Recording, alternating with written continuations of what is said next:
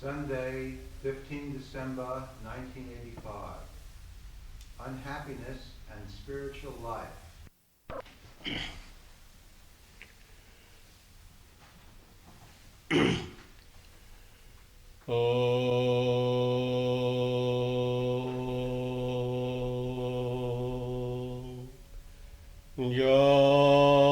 Pritiri avivekanang vishayeshu anapayini tamanushmarata shami dayat napasarvatu Om Shanti Shanti Shanti Hari Om Tat Sat. O Lord,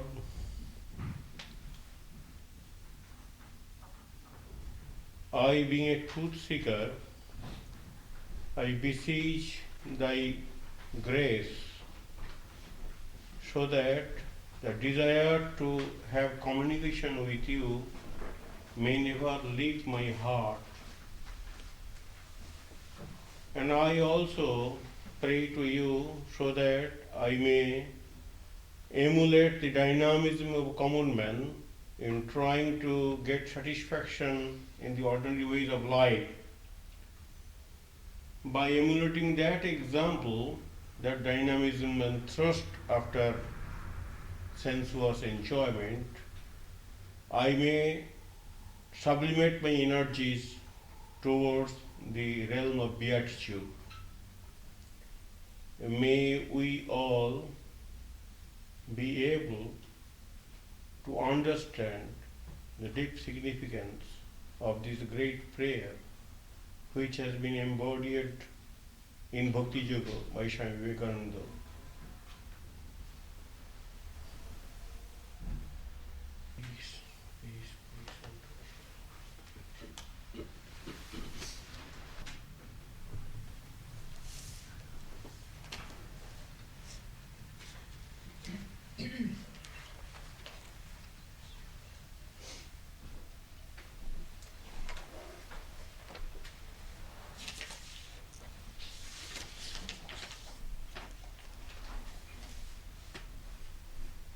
An intelligent person is expected to be happy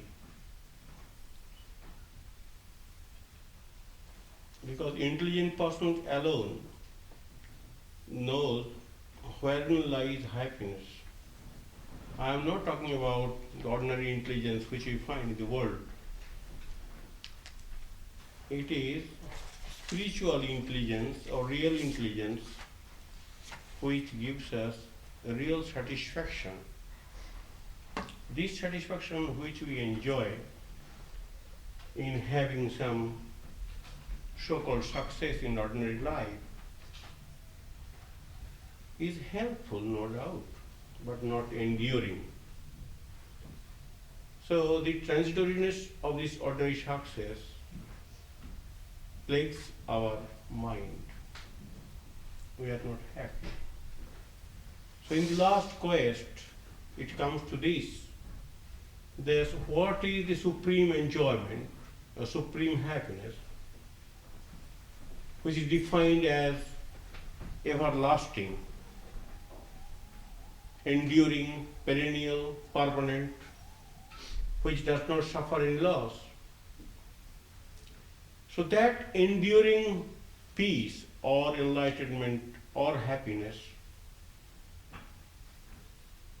is the goal of human life.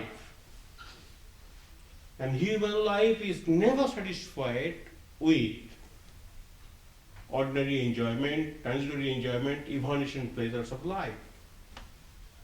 However captivating they may be for time being. So, we have got all desires. Without desires we cannot live. The desire gives us incentive to live life. Without desire, life becomes fossil, life becomes inert. But desires are to be selected so that good desires can give us that happiness which we are seeking after. Swamiji writes in the first volume, desire is infinite. Its fulfillment is very limited. There is no end to our desires. But when we go to fulfill them, the difficulty comes. It has been so with most primitive minds. When their desires were few, even these could not be accomplished. Now we may think that we have improved our status by having this sort of gadgets and so-called development of science and technology and all that nonsense. And we are very happy or happier than others. That is also not true. More we are creating desires, more we become unhappy. So Swamiji writes that even these could not be accomplished. All right, the primitive races, we are superior to them. In one respect, definitely, but not ultimately. Now, with our arts and sciences improved and multiplied, our desires cannot be fulfilled either. On the other hand, we are struggling to perfect means for the fulfillment of desires, and the desires are always increasing. We cannot say that we have controlled desires and we have enjoyed happiness, or we are going to enjoy happiness. We are all the time we are controlling the means of fulfillment. More desires are coming up, welling up, surging forth. And how to check that? Who will check that? And who will guide us to check it, whether it is bad or not? All happiness, Swamiji writes, which comes from the senses, will eventually bring pain. That's the intelligence. The sign of an intellectual, in the real sense of the term, is to understand the significance of the statement. All happiness which comes from the senses will eventually bring pain. All enjoyment will make us thirst for more. And that brings pain as its result. There is no limit to man's desires. He goes on desiring, and when he comes to a point where desire cannot be fulfilled, the result is pain. So, the role of religion, or role of spiritual concept of life, is to help a person to find out how to reach that supreme beatitude by controlling the irrational desires which are unwanted, irrelevant, unnecessary, and trouble-giving.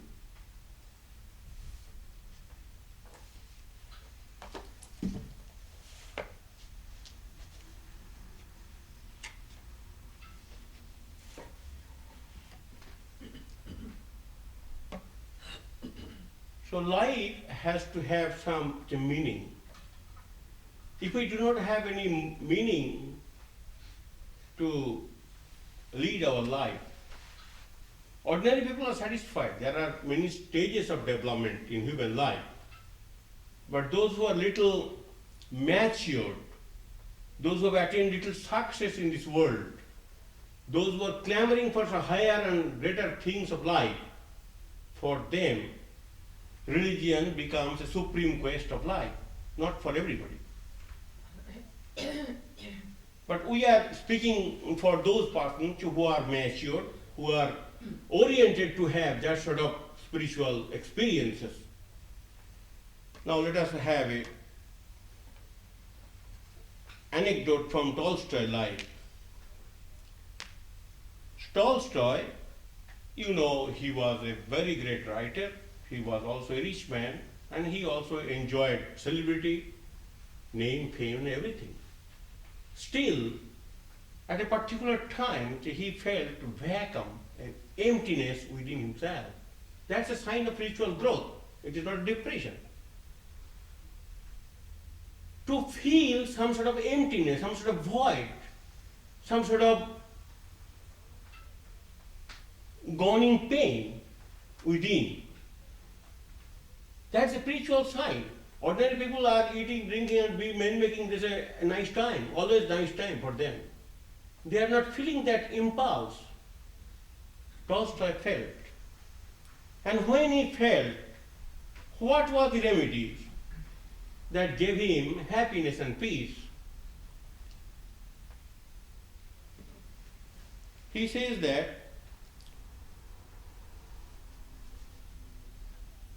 there was a period in my life when he passed through, when that something had broken within him. He was jolted. He was broken from within. He was not feeling that sort of integrity, or he was disintegrated. It is not physical disintegration, but spiritual. Something upon which his life had always rested. Suddenly there seemed nothing to hold on to, and I felt that morally my life had stopped. That's his autobiography. During the course of a year, I kept on asking myself whether I might not end my life. The thought of various means, a rope or a bullet.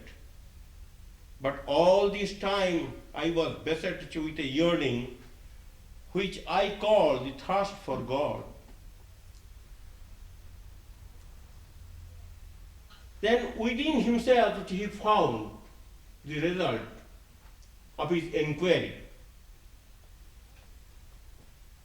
A voice he heard within which said, he is here within.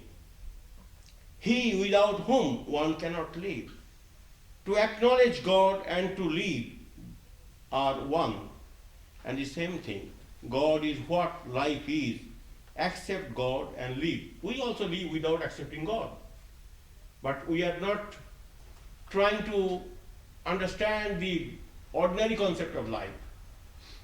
The higher concept of life, people who are searching for higher dimension of spiritual life, these people become restless at a particular moment of their life, and they have got this sort of searching. This sort of searching will not come to the ordinary person. Ordinary persons are satisfied with the results of ordinary results of life. Why they should hanker after? So he writes that after this, things cleared up within me, and the light was never wholly died out away. I was saved from suicide. Just now or when the change took place, I do not know. But as insensibly and gradually as the force of life had been annulled within me, and I had reached my mortal deathbed, just as gradually and imperceptibly did the energy of life come back. The same case happened with many people. William James also. He also wanted to commit suicide at a particular moment, because that is not usual depression, it's spiritual crisis. He found that life is not valuable. He also got same suggestion from within, and he was able to live life happily. And that brought a significant change in his life. He was pragmatist. He was not willing to accept some transcendental reality, super sensuous, super mundane reality. But a great transformation came in his life after that crisis, so it was possible for him to deliver a lecture in Edinburgh University, The Varieties of Religious Experiences. That monumental book gives us positive hints of his supernatural or super sensuous or super mundane experiences.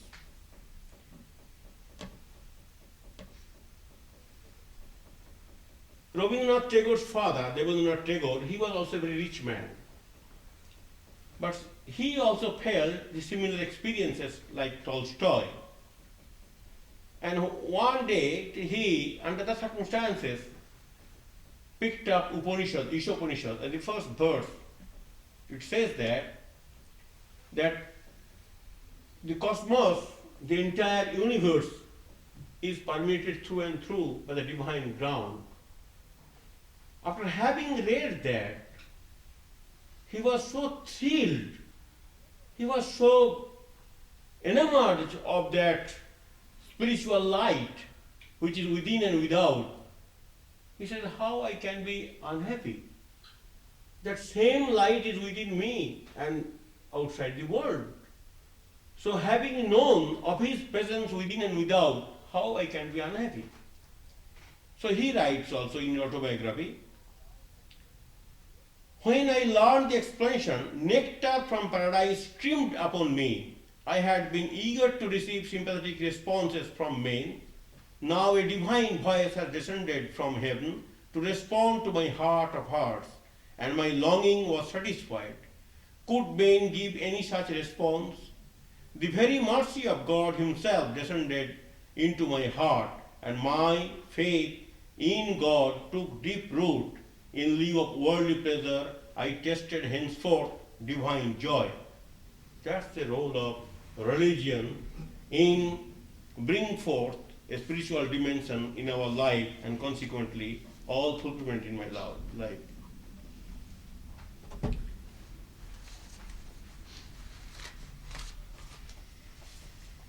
Well, true religion will follow us like a shadow because we have to lose our friends, no doubt about it. We have to lose our wealth, our talent, our celebrity. But we have got no chance whatsoever to lose our beloved friend called our spiritual life. That will follow like a shadow, here and hereafter. So religion is all-time friend and all-place friend too. That is the one friend who stands with us all the time, never forsakes us, never gives us up. So that being the role of religion, who is the real friend of human life and which follows life after life till the life is redeemed, that religion has to be understood and that religion has to be practiced. So, religion means that spiritual impulse which is native to a creature. Even in the womb of mother, until we reach the tomb, it is there always with us, from womb to tomb. And it is not finished over there, as I have told you. It will go after, because the soul is not going to be completely annihilated with death. Only the human tabernacle is perished. Imperishable substance, that soul remains unaffected. And the religious impulse also accompanies that soul. So religious impulse is with us when we are born in the womb of a mother, and it will persist with us till the tomb, and after the tomb it will follow the soul till it gets redemption.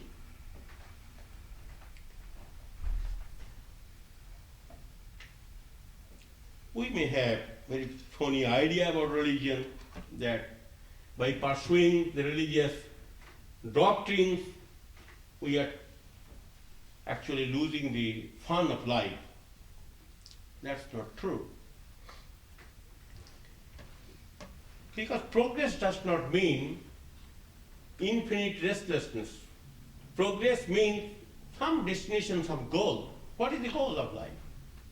what we are trying to achieve, if we are not able to get answer to the supreme questions of life, mere restlessness, mere journey will never give us any satisfaction. That's why modern people are so tired of life. So Swamiji says, this life, say 100 years, is nothing but a 5 minutes in comparison with eternity. So the 5 minutes life has to be spent in such a way so that we can enjoy fulfillment and happiness, even in a human way. To have human satisfaction or human consolation, human peace, human understanding, human enlightenment, we have to regulate our life, we have to discipline our life.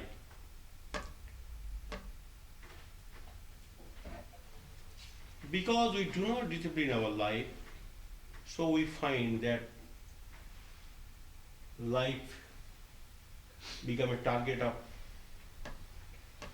many maladies. A juvenile delinquency, which is very much common today everywhere. It can be traced to spiritual reasoning,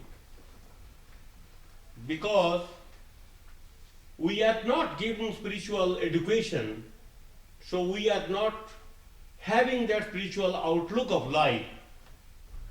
So due to that short-sightedness, due to that wrong training and wrong culture, we bring forth children,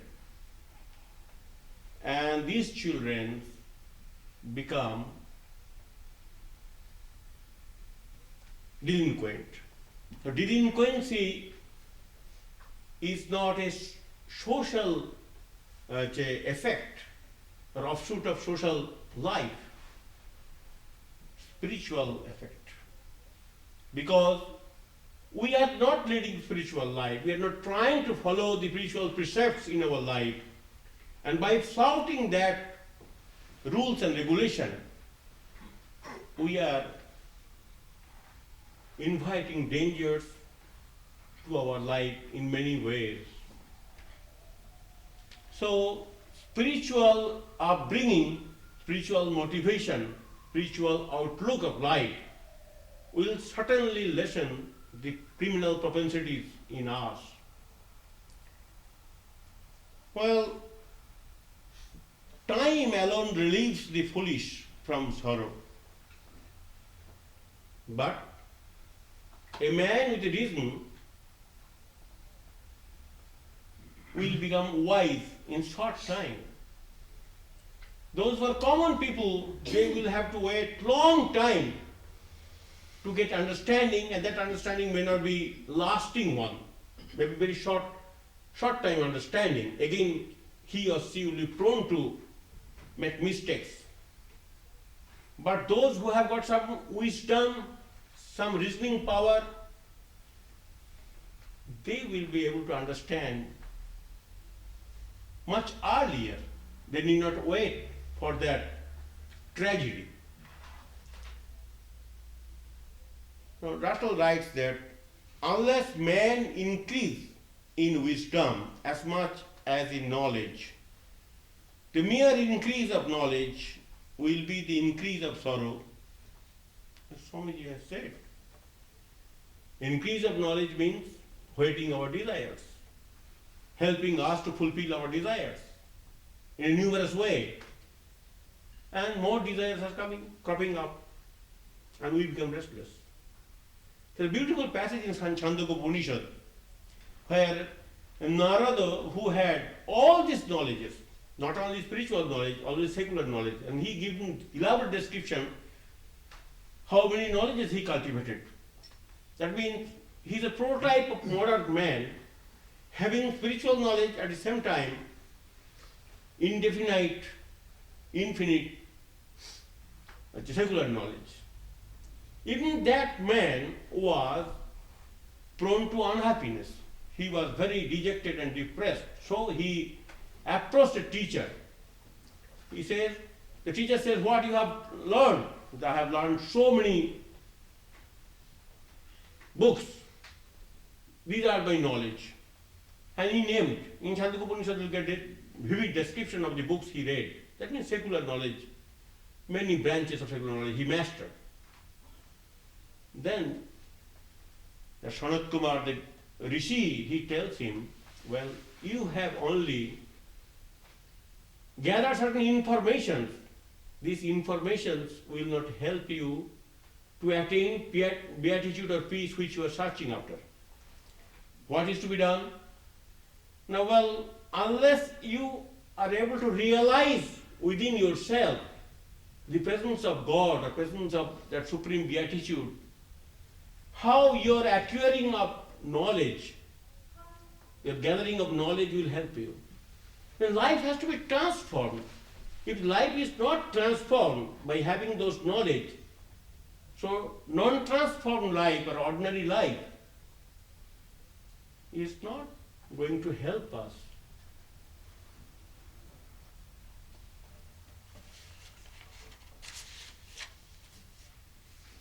So ignorance is the darkest night.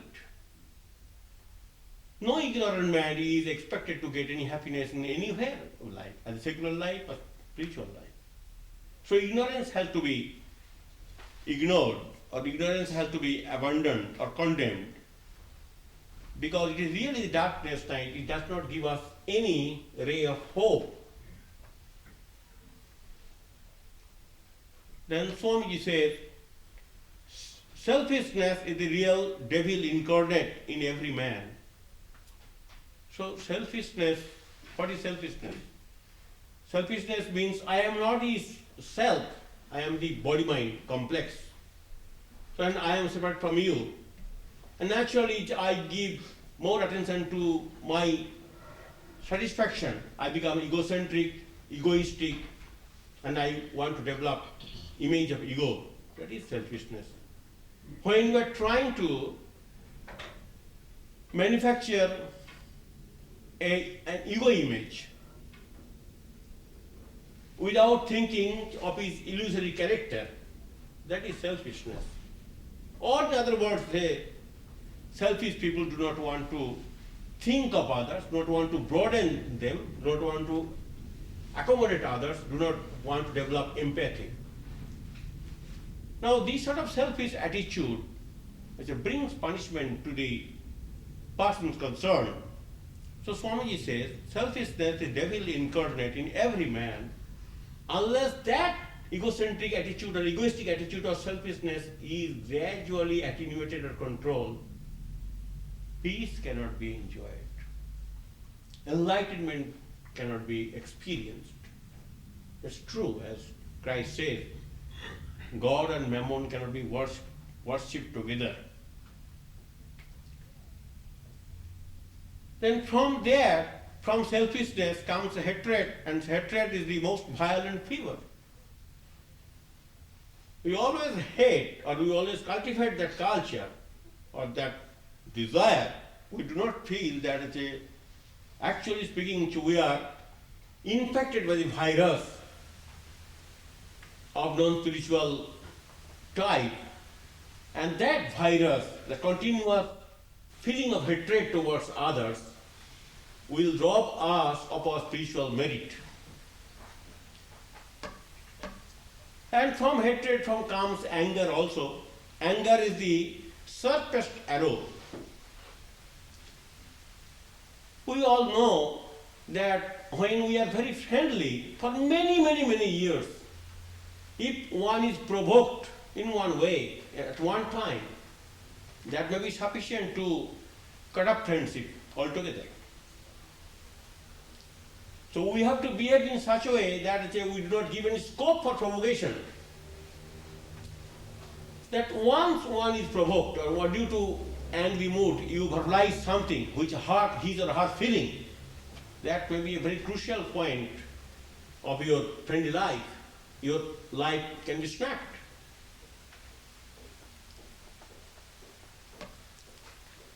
And then evil thoughts is the dangerous thief. The thief enters silently without the knowledge of the master. So this evil thought also entering into our mind. and trying to rip ourselves from within. It has got a corrosive effect. Evil thoughts gradually organize our mind, dominate our mind, and make us slave to that fashion. So that's why it is the greatest thief. And who will understand all these things? If one is spiritually educated, spiritually oriented, only that person will be able to monitor these wrong impulses and will be warned of their presence.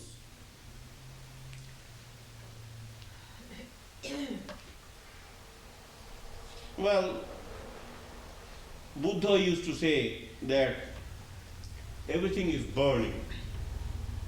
He was extremist, no doubt, but he had to be extreme because he was very much distressed to see the pain around. It is not his personal agonies that drove him out. See, he wanted to bring some salvation for the suffering humanity. That's why, from very high standpoint of view, he articulated his sermon that everything is burning. Burning means not physical burning, we are really burning from within. We all feel the drags of the impulses. Impulses are swaying us back and forth. So this sort of heart burning or restlessness, unpeaceful attitude can be removed to a great extent, provided that one is given to follow a path of rectitude. The path of rectitude or path of restraint will definitely heal the wounds to a great extent because one has become enlightened. Now, we all know the value of the good impulses.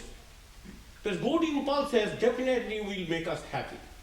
And these good impulses spring forth from their spiritual attitude of life. If this attitude of life is not cultivated, if good impulses are not enjoyed, naturally we have got no other choice.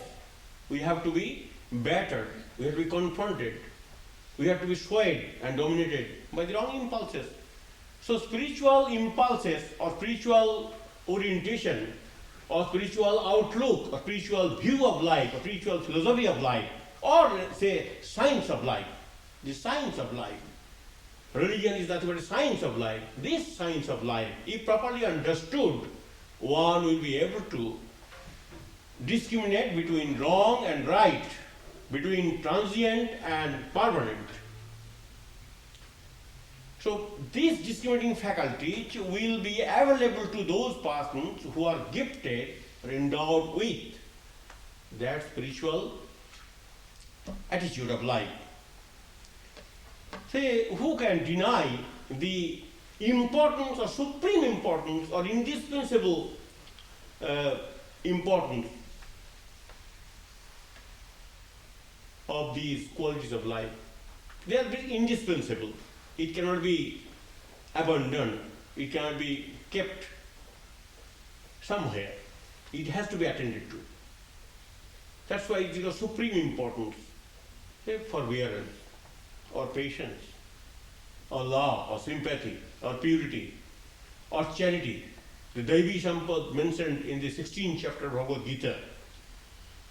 These Daivi Sampad, the divine qualities, are a must for all of us. One day we may forgo our meal, one day or 2 days we may forgo our sleep, but we cannot be bereft of those qualities of life. That will definitely kill us. Now take the example of Socrates, how Socrates was able to live with his wife. Socrates was a great scholar, a great philosopher. His mind was roaming in certain higher altitude. Naturally, his wife, which was very common women, and with all sorts of limitations and weaknesses. But still, it was possible for him to live with her for many years. because of Socrates' supreme knowledge of beatitude. If it was not possible for him to be absorbed by that thought, certainly he will have to live in the common plane, and naturally every moment there will be tussle with his wife. So the famous story goes that she was very angry, or she was very matter of fact, when she was not able to get any response from her husband. So she one day poured a bucket of water on the head of Socrates. How Socrates was able to absorb that insult? He says, without making any fuss, he said, well, after thunder, yes, rain will pour. So she shouted a long time, then she showered.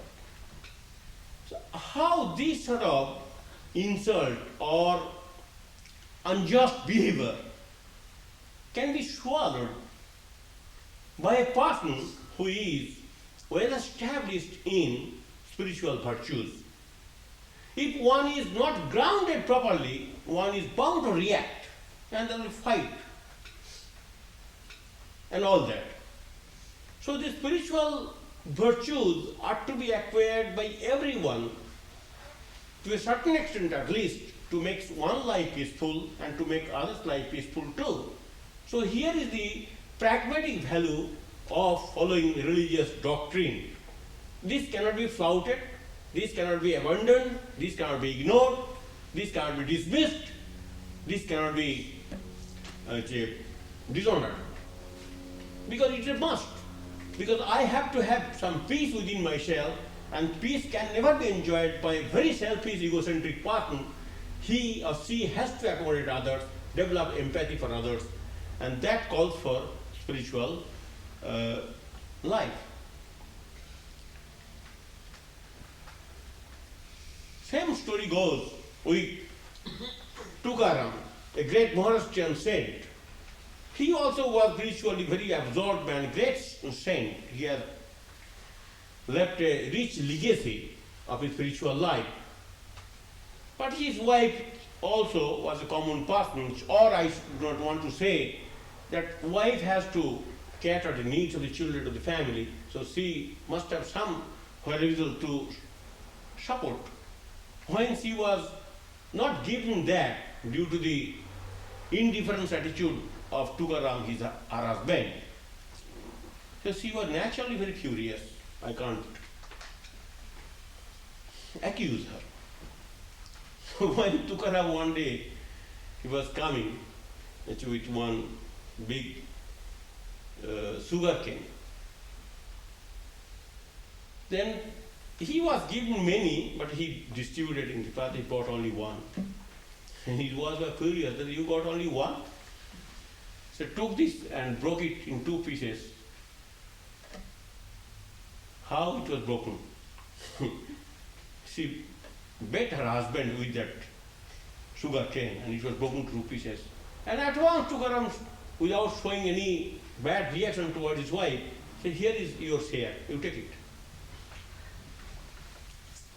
By being able to withstand the insults in such a way, it was possible for him to live with such people in the house. It comes from spiritual education. Without spiritual education or without spiritual training or without spiritual knowledge, it is never possible for a common person not to show violent reactions towards his or her enemies.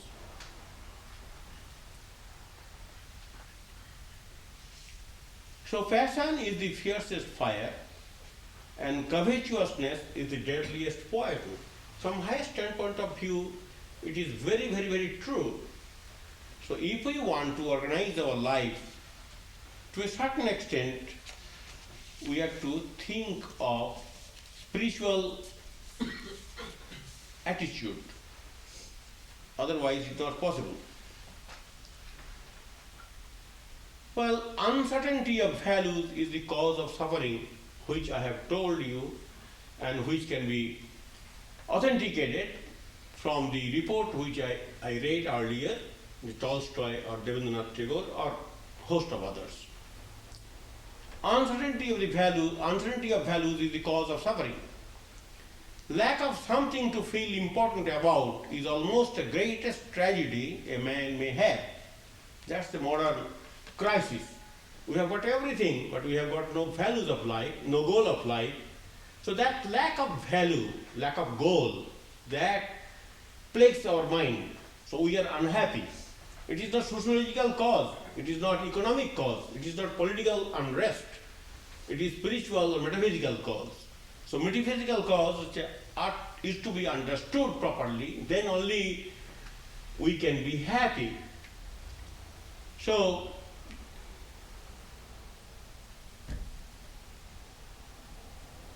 there is anecdote in the case of Buddha's life, that there Buddha was preaching this sermon, but everyone is not willing to attend the sermon. There was a Christian woman called Vasudhatta. Naturally, she was very glamorous. She had her youth, she had her prestige and celebrities, all these things. But all these enjoyments are not able to give total satisfaction. Rather, bad life inevitably brings bad result or repentance or grief. So she also was punished by the court for leading good bad life. She was, according to the law of that time, her hands were cut, legs were cut, and many other things were done. So she was defaced, she was maimed, she was mutilated. And at that time, there was nobody waiting upon her.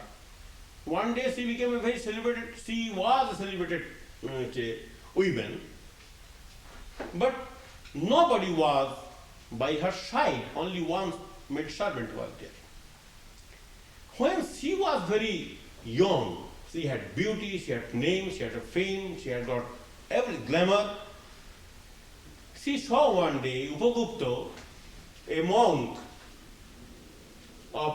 in the order of Buddha, was passing by. So she enticed him and entreated him that please come to me, I shall give you satisfaction. I love you. Upagupta just told, yes, I shall respond to your call, certainly, but at a particular time. And Upagupta was coming at that critical moment of her life when she was suffering hellish pain due to the punishment made out to her. Then she told, Vasudhata told, what a fool you are. You are approaching me for your fulfillment just now. I invited you long before. And you are now coming to me, I have got nothing to offer you. I am not coming for any ordinary enjoyment of my life. I am coming to tell you that you never cared to attend the sermons of Buddha, who was preaching here in the neighborhood. You were so enamored of your own glamorous life that you never cared to follow, never cared to listen, cared to attend. Now, death is waiting for you. You cannot avoid death. Within a couple of hours, within a couple of days, you will be finished, no more. I tell you, I beseech you, at this point, think of God, think of Buddha. And if you surrender unto him, and if you try to understand the illusoriness of your glamorous life, and if you try to enjoy that supreme beatitude which never departs the human life, which is everlasting, think of Buddha, pray to him, and then you will get enlightenment and peace even for few hours of your life or few days of your life. So at that moment it was proper for her to listen to that sermon. She was not ready to listen to that sermon earlier because she had youth, she had name, fame, all these things were there. So Upagupta never came to her at that moment when she will never listen to her. Upagupta came at a particular time when she was willing to listen because she was in a very bad shape, waiting for death. So how religion or spiritual message can assuage the hunger of a deprived soul can be witnessed from this fact. She was no longer fretting and fuming about her loss. She was composed, she was integrated, she was faithful, she had tremendous faith in the doctrines of Buddha and his luminous teaching, and she passed her life in the thought of Buddha, and she enjoyed peace within. So this peace comes from spiritual knowledge.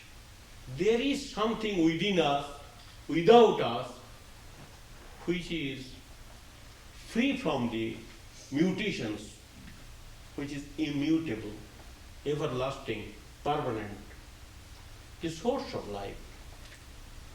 God is nothing but a source of everything. If we are able to reach that source, come in contact with that source, or if we try to resign ourselves to reach that source, then peace comes, because ego is annihilated, ego is subdued, ego is controlled. That's why that peace comes. So intellectual growth is not enough. Along with intellectual growth, we must have a conscious growth. Consciousness, growth of consciousness, growth of discrimination, or growth of spiritual awareness.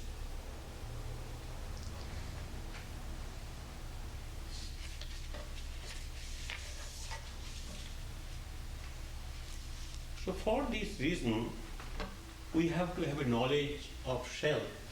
What is our life? So lack of self-knowledge is the source of all troubles. So Plato wrote long ago that we can easily forgive a child who is afraid of the darkness. But the real tragedy is when adult men are afraid of the light of the spiritual knowledge, which helps us to come out of the darkness of ignorance. We do not want. Jung writes that human mind, still an adolescent boy, refrain from self-knowledge. Libraries will be finished, PhD will be acquired, boys and girls will throng to every institution to have some secular knowledge. Never will turn their eyes to know about the real identity. We are all adolescent boys, human mind, still an adolescent boy. We will sacrifice everything for a new gadget, but carefully refrain from self-knowledge.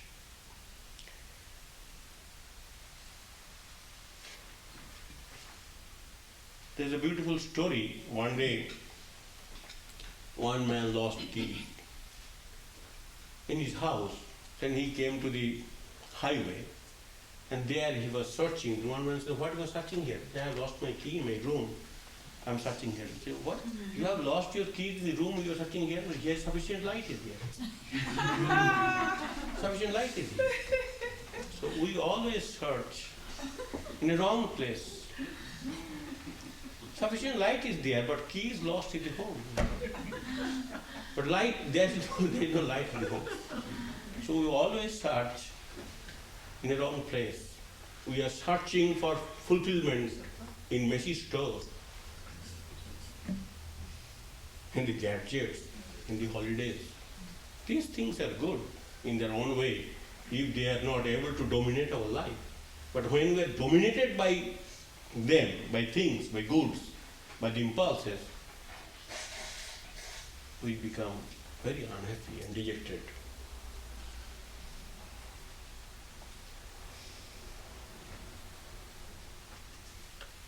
So religion, which teaches us the science of life, if it is properly understood, if properly respected, if properly honored, and if we are able to evaluate it properly, that in the hierarchy of knowledge, this knowledge, or the science of life, the spiritual knowledge, is a supreme knowledge to be adored, to be worshipped, to be honored, to be emulated. That will definitely save us from many pitfalls, many weaknesses, many dangers, because it alone stands by our side all the time, from womb to tomb, and thereafter. It never fails, never fails. All-time friend, and all places friend too. So that sentiment has to be respected. That sentiment has to be honored. And if we are able to honor that sentiment, we cannot stoop so low as to degrade our own image as a human being. So this denigration of human image can be stopped. Degrading attitude of life can be controlled, and restlessness can be mastered if we are able to understand the value of human life. Now, success-oriented scheme of education has robbed us of our soul awareness or knowledge of the soul. So we have mortgaged our soul to the world. And after that, we are searching to be happy within. That's why nemesis is following us. We have flouted, we have ignored the wise concept of spiritual living. So religion or spiritual view of life is nothing but a scheme of life which will bring us to the source, to the origin, or to God. Let us all try to understand that lack of self-awareness is the source of misery. And unless we find out certain philosophy of life which is intellectually satisfying and emotionally inspiring, we cannot be happy either. Because always we see transitoriness or evanescence. This evanescence enjoyment or transitory enjoyment cannot help us. We have to have something which is abiding, which is immutable, which defies destruction and death. So,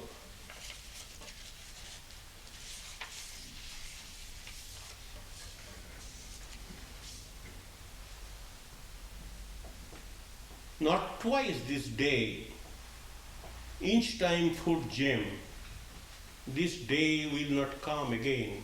Each minute is worth a priceless gem. Those who understand the value of this life, they don't want to dissipate energy in a wrong way. Because they are trying to live that meaningful life in order to acquire the spiritual gems which can give them maximum happiness, peace, and we can radiate peace unto others. Not twice this day, each time put gem. this day will not come again. Each minute is worth a priceless gem. Then the poet says, who is the pious? Those who consider each day as their last on earth. That does not mean we should be cynic or pessimistic and we are confronted by death or image of death. Not that. Trying to articulate our energies in a proper way, knowing full well that death will inevitably come to us. So let us be sincere in our attempt, in our quest.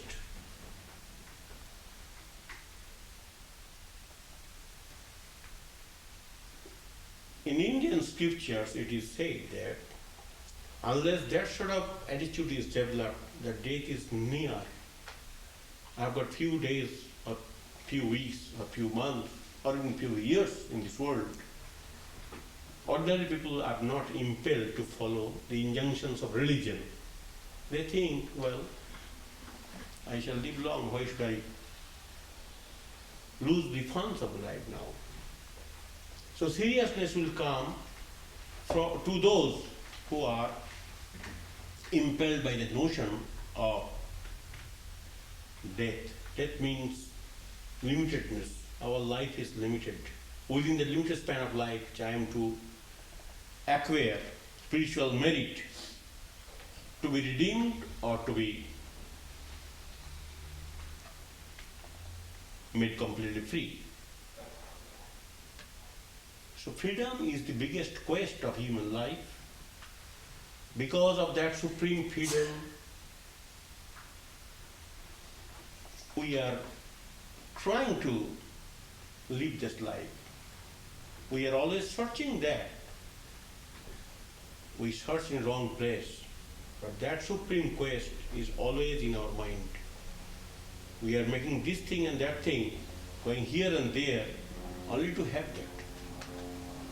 So may we all be able to understand the value of spiritual injunctions and also the value of human life, which can be amply rewarded by cultivating those virtues in our life. Life become peaceful, this life become a source of inspiration to others, and this light becomes a candle in the midst of encircling gloom. And devotion of Mrs. Rajagopalan, she sang earlier some years back here. South India has got a rich legacy of spiritual songs. So if one wants to understand the South Indian culture, or Indian culture in fact, one can find how religious life is given to the children from the very infancy, and they are raised in that atmosphere. It is part and parcel of their human life to be indoctrinated or exposed to these legacies. We are very thankful to Mrs. Rajagopalan for giving us a beautiful presentation of music. Let us have prayer or meditation. You can sing song after the prayer.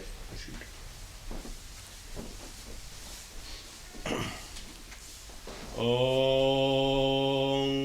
Asato Ma Satgamaya Tamoso Ma Jyotirgamaya Mrityormaya Mitangamaya Avir Avir Moedhi Rudra Jati Dashnang Mukhang Tinamang Pahinityam Om Shanti Shanti Shanti Harihi Om Tat Sat.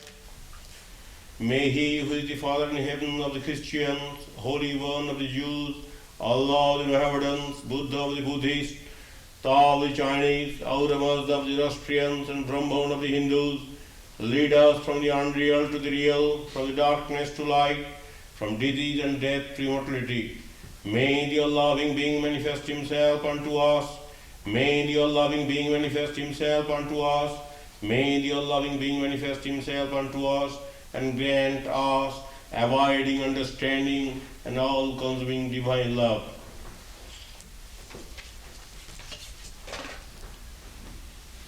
Om peace, peace, peace, and for soul.